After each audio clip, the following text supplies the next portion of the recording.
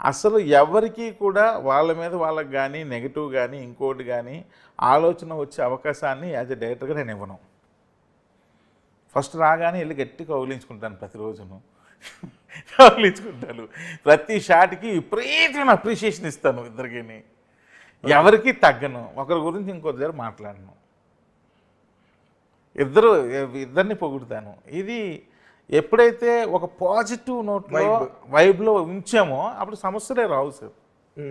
ఎప్పుడైతే ఈ పాజిటివ్ పోయి సమ్ నెగిటివ్ థాట్స్ మీ మైండ్లోకి వచ్చాయో సమస్యలు అయిపోతాయి. మీరు చెప్పింది లొకేషన్లో, నేను అడుగుతున్నది స్క్రిప్ట్ పాయింట్ ఆఫ్ వ్యూలో ఒక క్యారెక్టర్ 2 క్యారెక్టర్లు అవి ఒకరితో ఒకరిని కన్విన్స్ చేయడానికి. అందుకే ఇందాకన్నా పెద్ద క్యారెక్టర్ ఆర్టిస్ట్ అతను. అవునవును, రావు రమేష్. అవును. సందీప్ ఏమో ఇంకా ఎదుగుతున్న హీరో. అవును, ఎదుగుతున్న హీరో అయినా ఆల్రెడీ ఆయన ముందు రాయన్ హిట్ సినిమా అది, అప్పటికే ఆల్రెడీ ఆయనకంటూ ఆయన ఓను మళ్ళీ మన హాస్యాలోనే ఒక సినిమా హిట్ అలా ఉన్నాడు తను కూడా. కాకపోతే వీళ్ళిద్దరూ అంటే వాళ్ళిద్దరూ ఇష్టపడి వచ్చారుగా చేయడానికి స్క్రిప్ట్ విని. ఆయన ఈయనని ఇష్టపడి ఆయన వచ్చాడు, ఆయనని తెలిసి ఈయన ఇష్టపడే వచ్చాడు కదా. ఇంకా సమస్య ఏముంటుంది, వీళ్ళిద్దరూ హ్యాండిల్ చేయడమే చేయాలి అంతే. అది మీరు దానికి ఆ మాయ వాడారు అంతే. ఎప్పుడు వీళ్ళకనే కాదు సార్, పాజిటివ్ మాయ వీళ్ళకనే కాదు, నేను ఎవరితో అయినా సరే ఇంతే. అవునా, ఆన్ లొకేషన్లో కానీ ఎక్కడైనా సరే పాజిటివ్గా ఉండమంటా. అనవసరం ఎందుకురా నెగిటివ్ వైబ్స్ వద్దు, అదే యాటిట్యూడ్స్ చూపించకుండా అంతే. అది ఏముండదు, పాజిటివ్గా ఉండండి, ఆల్వేస్ పాజిటివ్గా ఉండండి. నేను ఇంకా ఈ మధ్యకాలంలో ఈ వేదాంతం కూడా చెప్పడం మొదలెడుతున్నా. ఇంకో 15 ఏళ్ళు 20 ఏళ్ళు చచ్చిపోతాం రా అందరూ విని, ఇంకెందుకురా ఈ 15 ఏళ్ళు 20 ఏళ్ళ కోసం వెళ్ళి హాయిగా కనిపించినప్పుడు సరదాగా నవ్విస్తూ 4 మాట్లాడుకుంటూ మనకి ఇష్టమైన జీవితం మనం గడుపుతారా. ఎందుకు చెప్పు ఈ మధ్యకాలం ఇంకా ఎంత ఏళ్ళు బతుకుతావు, మా అయితే 10 ఏళ్ళు 20 ఏళ్ళు, అంతకుమించి బతుకుతావా? 2025 2050 చూస్తావా నువ్వు అసలు? అంతే కదా. ఒకటి వాస్తవం సార్, కరోనా తర్వాత బతకడం అన్నదే పెద్ద అచీవ్మెంట్. అవును, కరోనా తర్వాత ఎంతమంది అండి, లక్షలాది మంది చచ్చిపోయారు ప్రపంచవ్యాప్తంగా. సో మా అందరికీ రీబర్త్ కింద లెక్క. అవును, సో మీరు చెప్పిన వేదాంతం కరెక్టే. అది ఈ మధ్యకాలంలో ఎక్కువ చెప్తున్నాను. మా తమ్ముడు అటు ఎందుకు రాస్తామని చెప్తాను, నీకేదో వేదాలతో వచ్చింది అనుకుంటారు అందరూ. అంటే లేదు, అనవసరం కొట్టుకుంటున్నారు ఎందుకు ఒకటి మీద. ఆ కాన్సెప్ట్ ఏమైనా ఉందా సినిమాలో మజాకాలో కథలో? Complete entertainer sir. మజాకా ఏంటంటే సార్, ఇద్దరు మగాళ్ళు ఆడదిక్కులేని ఇంట్లో ఆడదిక్కులేని ఇద్దరు మగాళ్ళు ఏ రోజుకైనా సరే ఆ ఇంటికి కనీసం ఒక పని కూడా రాదు. అబ్బో వాళ్ళిద్దరు ఇంట్లో మగవాళ్ళు ఉంటారు, మేము వెళ్ళం పనికి అంటారు. అలాంటి ఇంటికి ఏ రోజుకైనా ఒక ఫ్యామిలీ ఫోటో ఫామ్ చేయాలి అన్న దానికోసం వాళ్ళు పడే పాటలే మజాకా. Okay, the beautiful emotions. 2.5 hours cinema length, 2 hours 30 minutes. ఇంచుమించుగా 2-10 minutes ఫన్నే ఉంటుంది సార్.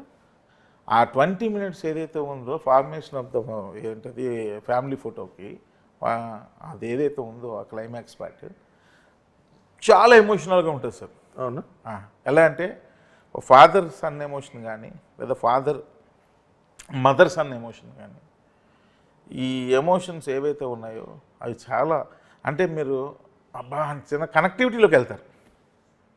నా ఎయిమ్ అయితే మజాగా రిలీజ్ తర్వాత చాలా రోజులు అయిపోయింది సార్ ఇంట్లో ఫ్యామిలీ ఫోటోలు పెట్టుకొని. ఈరోజు మీరు ఏ ఇంటికి వెళ్ళండి ఒక ఫ్యామిలీ ఫోటో కనబడుతుందా సార్? ఎక్కడో తప్ప, ఎక్కడో.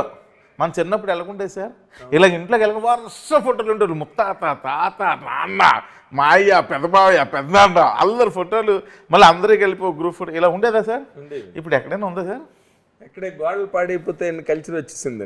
మేకలు కొట్టుకునేవారు, అద్దెలు అయితే మేకలు కొట్టుకునేవారు, ఇలాగ ఇవన్నీ వచ్చినాయి. కనీసం సినిమా వచ్చాక అయినా సరే అట్లీస్ట్ ఒక ఫ్యామిలీ ఫోటో ప్రతి ఇంట్లో ఫామ్ అవ్వాలన్నది నా కోరిక. అదే ఇంటికి వెళ్ళి వాళ్ళు మేకులు కొట్టుకున్నా పర్వాలేదు అనే ఫీలింగ్ వాళ్ళకి వచ్చి. వెయిట్లెస్ ఫ్రేమ్స్ వచ్చాయి కదా సార్, డబుల్ గమ్ టేప్ పెట్టి అతికించుకుంటారు. ఇప్పుడు ఏమైంది? మీ కాన్సెప్ట్ అయితే బాగుందండి. ఎందుకంటే నిజంగానే ఆ కల్చరే పోయి అసలు మన ఇళ్లలోని ఫోటోలు ఉండట్లేదు, పెద్దల ఫోటోలు కూడా ఉండట్లేదు. వాళ్ళు బోడిగా లేతే పువ్వులు కొమ్మలు స్క్రీన్స్ అంటించుకుంటున్నారు కానీ ఇది పెట్టట్లేదు. కనీసం పెద్దలది పెట్టకపోయినా పర్లేదు, ఎప్పుడో సంక్రాంతి నాడు గుర్తు తెచ్చుకున్న చాలు. కానీ మామూలు టైం అని మనకే మన పిల్లలు, మన వైఫ్, మనం, అవును సార్, మన నాన్న, మనం అంతవరకు చాలు.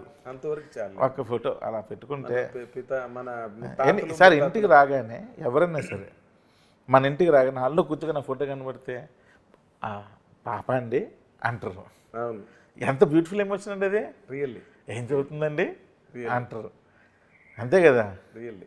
సో అమ్మగారు ఏ ఊరు అమ్మాయి అండి అంటారు. ఈ డిస్కషన్ ఆ ఫోటో లేకపోతే వస్తుందా సార్? రాదు, అసలు రాదు. మరి ఏం మిస్ అయిపోతున్నాం సార్ మనం ఇంకా బతికి 20 ఏళ్ళకి. మీరు అసలు ఈ కాన్సెప్ట్ మీద ఇంకో సినిమా చేయొచ్చు. ఇది మంచి కాన్సెప్ట్. ఇంకా 20 ఏళ్ళు బతికేదానికి ఈ యాటిట్యూడ్స్. అప్పుడు అంటారు త్రినాథరావుకి వేదాంతం వచ్చింది, ఏజ్ పెరిగిపోయింది, ముసలోడు అయిపోయింది. అలాగేం కాదు కదా, ఇప్పుడు అలా కాదు కదా. ఇప్పుడు మన హీరో వెంకటేష్ గారు ఉన్నారు, సంక్రాంతికి వస్తున్న సినిమా చాలా పెద్ద హిట్, పెద్ద హిట్. అంటే ఆ ఏజ్ గ్రూప్లో ఆ స్లాట్లో అంత పెద్ద హిట్ వచ్చిన హీరో లేడు. అవును, ఇండియా మొత్తంలో చూసుకుంటే కనుక ఏమండి. కానీ అతను ఏం చెప్తున్నాడు ప్రెస్ మీట్లో కూడా, వెంకటేష్ బాబు ఏమన్నారు, అదే అంతే తప్పితే నేను అసలు నా ఫ్యాన్స్, అంతే నా ఫ్యామిలీ ఆడియన్స్ అని ఎక్కడ మాట్లాడలేదండి. అవును, ఎక్కడ అంతా అన్నాడు. అవును, అది వేదాంతమే కదా. అవునవును, అది కంప్లీట్గా. సో మీరు వేదాంతం అన్నది ఇవాళ రేపు ఒక స్టైల్, ఒక ట్రెండ్ వేదాంతం అన్నది. అప్పుడెప్పుడు పూర్వం రోజుల్లో కాదు. ఎందుకంటే nobody is guarantee about anything. మనం కొట్టేస్తాము, తన్నేస్తాము అని మానేశారండి అలా బిలీవ్ చేయడం. అవును కదా. అవును. మీరు మజాకాలో మీరు గట్టిగా నమ్ముతున్నది ఏంటండి? నేను గట్టిగా నమ్ముతుంది ఎంటర్టైన్మెంట్ సార్ అండ్ ఎమోషన్, రెండు బాగా. అలా కాదు సార్, మీరు ఇప్పుడు కథని తీసుకున్న దగ్గర నుంచి ఎప్పుడో ధమాకా టైంలో చెప్పాడని చెప్తున్నారు మీరు లైన్. అవును. ఆ తర్వాత సినిమా రిలీజ్ అయింది, మీరు ఆ తర్వాత ఎవరో పెద్ద హీరోల గురించి వెతికారు, కొంత టైం వేస్ట్ అయింది. తర్వాత మళ్ళీ బ్యాక్ టు పెవిలియన్ అన్నట్టుగా మళ్ళీ ఇదే కథకు వచ్చారు. అప్పుడు నేను చెయ్యాలని చెప్పలేదు సార్ ఆయన, మామూలు షేర్ చేసుకుంటాం కదా సార్, ఊరికే ఐడియా, ఇలా ఒక ఐడియా వచ్చిందండి అని. బట్ అదే ఇప్పుడు మళ్ళీ సినిమాగా అయింది. అదే నేను సినిమాగా అయింది, మళ్ళీ దానికే శరణు జొచ్చాల్సి వచ్చింది కదా ఆ కథకే. అవునవును కదా, అంతే. అదే ఈ కథలో మీరు అంటే మనకి సంక్రాంతికి వస్తున్నాం అనే రేంజ్లో ఉంటుంది సార్ ఇది? ఉంటుంది సార్, ఉంటుంది. సంక్రాంతికి వస్తున్నాం, సంక్రాంతికి ఎంత ఎనర్జీని ఇచ్చిందో ఈ మహాశివరాత్రికి మజాగా కూడా అంత ఎనర్జీని ఇస్తుంది సార్. అవునా? అంటే శివరాత్రి అనగానే నార్మల్గా భక్తి సినిమాలు బాగా ఎక్స్పెక్ట్ చేస్తారు. 100%. నాకు ఆ భయం ఉంది. జనరల్గా అందరూ గుడికి వెళ్తారు, నైట్ జాగారం ఉన్న వాళ్ళు కూడా శివ భజనలు అవి అలసిపోయి ఉంటారు, ఉపవాసాలు అలసిపోయి ఉంటారు. తర్వాత జాగరణ అని నాకు అనిపించింది సార్. అప్పుడు నాకు మళ్ళీ ఏమనిపించింది, ఒకసారి శివరాత్రి మన ఊర్లో మనం ఎలా ఉండేది అనుకుని ఆలోచించాను. వాస్తవాలు మాట్లాడుకుంటే కొంచెం ఏజ్ వాళ్ళు వీళ్ళందరూ గుడ్లకి వెళ్ళేవాళ్ళు, అప్పుడు మేము యంగ్స్టర్స్, మేము సినిమాలకి వెళ్ళేవాళ్ళం. అవును, రాత్రి అదొక పద్ధతి. రాత్రులన్నీ తెల్లారులు సినిమాలు వేసేవారు, ఏ సినిమాకి టికెట్లు దొరికేవి కాదు అప్పుడు. అవును, దొరికే